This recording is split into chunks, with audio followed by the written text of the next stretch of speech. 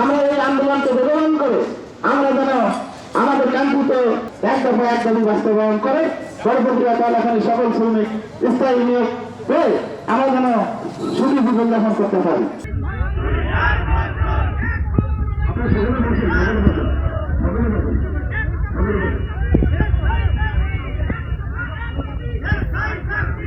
একটাই দাবি, একটাই দাবি, লড়াই লড়াই লড়াই চাই,